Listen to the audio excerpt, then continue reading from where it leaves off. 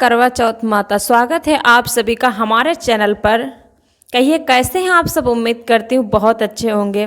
तो आज की वीडियो में यह जानेंगे कि करवा चौथ कब है और इस बार करवा चौथ का व्रत कैसे करें और सन 2024 में कब निकलेगा चांद, पूजा का शुभ मुहूर्त और सरगी में क्या खाएं और कौन देता है सरगी। खाने के लिए जानिए सब कुछ इस वीडियो के अनुसार। दोस्तों, भारत में हिंदू धर्मशास्त्र के अनुसार माता करवा चौथ का व्रत बेहद महत्वपूर्ण माना जाता है। यह सुहागिन महिलाओं द्वारा अपने पति की लंबी आयु और सुखी दाम्पत्य जीवन के लिए रखे जाने वाले सबसे महत्वपूर्ण व्रतों में से एक है। इस दिन सुहागिन महिलाएं अपने पति के अच्छे स्वास्थ्य, सुखी जीवन और लंबी आयु की कामना करते हुए निर्जला व्रत उपहार करती हैं। यह व्रत शाम को चंद्रमा को अर्घ्य देने के बाद खोला जाता है। हिंदू पंचांग के अनुसार कार्तिक मास में कृष्ण पक्ष की चतुर्थी तिथि को हर साल करवा चौथ का व्रत मनाया जाता है। इस साल कार्तिक माह में कृष्ण पक्ष की चतुर्थी तिथि का आरंभ 20 अक्टूबर 2024 को सुबह 6:46 पर होगा और यह अगले दिन 21 अक्टूबर 2024 सुबह 4:16 पर समाप्त होगा। इस व्रत की शुरुआत सरगी के साथ होती है। इस दौरान कई नियमों का पालन करना आवश्यक होता है। ऐसे में आइए जानते हैं कि सरगी खाने का सही समय क्या होता है और इस साल पूजा का शुभ मुहूर्त क्या है। इस साल का व्रत 20 अक्टूबर सन 2024 में रखा जाएगा। करवा चौथ का व्रत शुरू होने से पहले सरगी खाने की परंपरा है और यह परंपरा घर के बड़ों के आशीर्वाद से जुड़ी है। करवा चौथ के व्रत में सूर्योदय से लगभग 2 घंटे पहले तक सरगी खा सकते हैं। 20 अक्टूबर को सूर्योदय सुबह 6:25 पर होगा। ऐसे में महिलाएं सबसे पहले सरगी खा लें। चलिए जान लेते हैं क्यों खाई जाती है सरगी।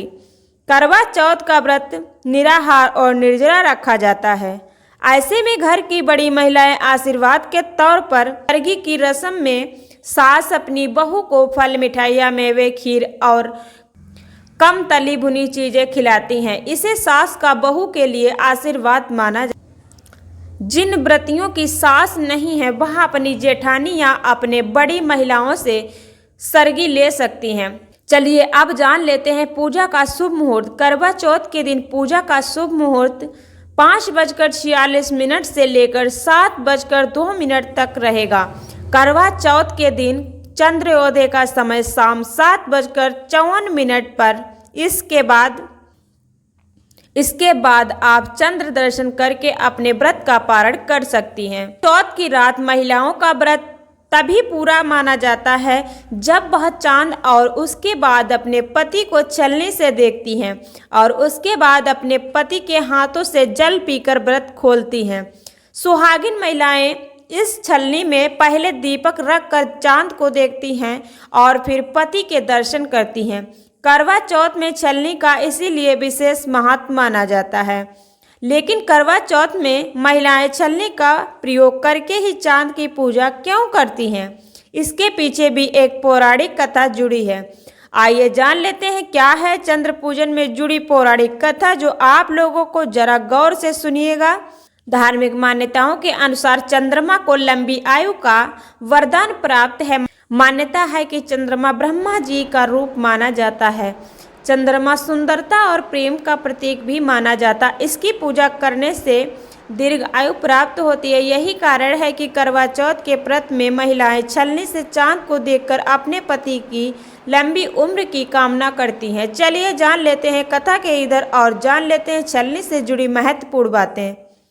पौराणिक कथा के अनुसार प्राचीन काल में एक साहूकार के 7 बेटे और 1 बेटी थी। एक बार साहूकार की बेटी ने अपने पति की लंबी आयु के लिए करवा चौथ का व्रत रखा, लेकिन अत्यधिक भूख की वजह से उसकी हालत खराब होने लगी।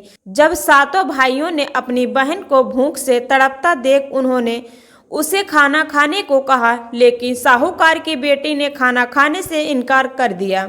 लेकिन भाइयों से बहन की ऐसी हालत देखी ना गई तो उन्होंने चांद के निकलने से पूर्व ही एक पेड़ पर चढ़कर चलनी के पीछे एक जलता हुआ दीपक रखकर बहन से कहा कि चांद निकल आया दीदी। बहन ने भी भाइयों की बात मान ली और दीपक को चांद समझकर अपना व्रत खोल लिया।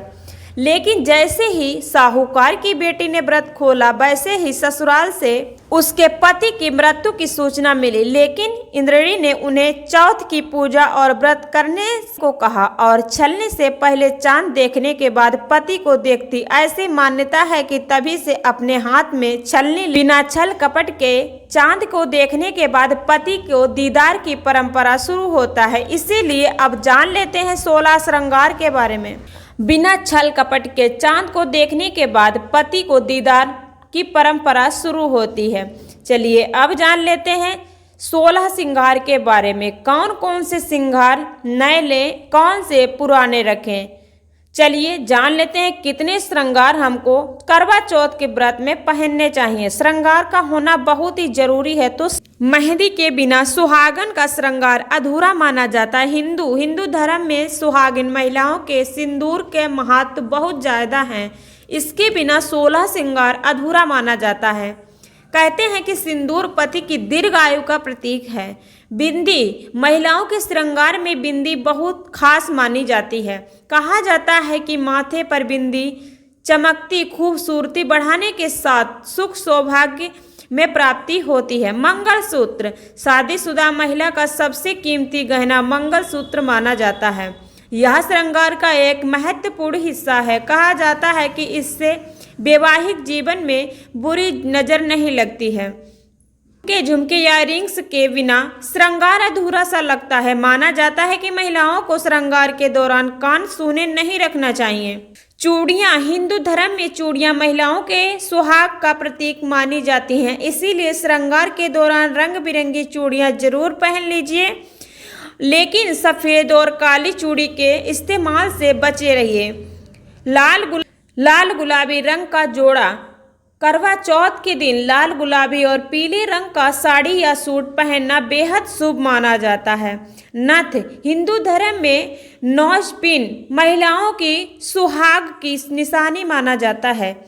यह चेहरे की सुंदरता बढ़ाने के साथ वधु ग्रह के दोषों को मुक्ति दिलाता है।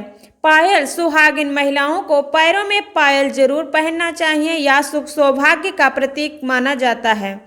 बिछुआ, सुहागिन महिलाएं पैरों की उंगलियों में बिछिया पहनती हैं। मान्यता है कि यह महिलाओं को शनि और सूर्य दोषों को मुक्ति दिलाता है। अंगूठी, करवा चौथ की पूजा के लिए तैयार होते समय अंगूठी जरूर पहने। इससे महिलाओं के हाथ की शोभा बढ़ जाती है। कमरबंद, सुहागनों को घर की लक्ष्मी माना जाता है। कमरबंद भी सुहाग का प्रतीक है। मांग टीका, श्रृंगार सामग्री में मांग टीका जरूर शामिल करें। यह चेहरे की सुंदरता में 4 चांद लगा देता है। मांग टीका, श्रृंगार सामग्री में मांग टीका जरूर शामिल करें। यह चेहरे की सुंदरता में 4 चांद लगा देता है। ये तो हो गए सुहागिन स्त्रियों का 16 श्रृंगार। अब जान लेते हैं करवा चौथ में। तो दोस्तों, करवा चौथ के दिन कौन सी गलती नहीं करनी चाहिए, चलिए जान लेते हैं। अगर महिलाएं अखंड सौभाग्य का वरदान पाना चाहती हैं तो करवा चौथ के दिन भूल कर भी काले, भूरे, नीले या सफ़ेद रंग के कपड़े नहीं पहनने चाहिए। इस दिन लाल, गुलाबी और हरे रंग के कपड़े पहनना शुभ माना जाता है। तो आज की वीडियो इतना ही। Bye bye.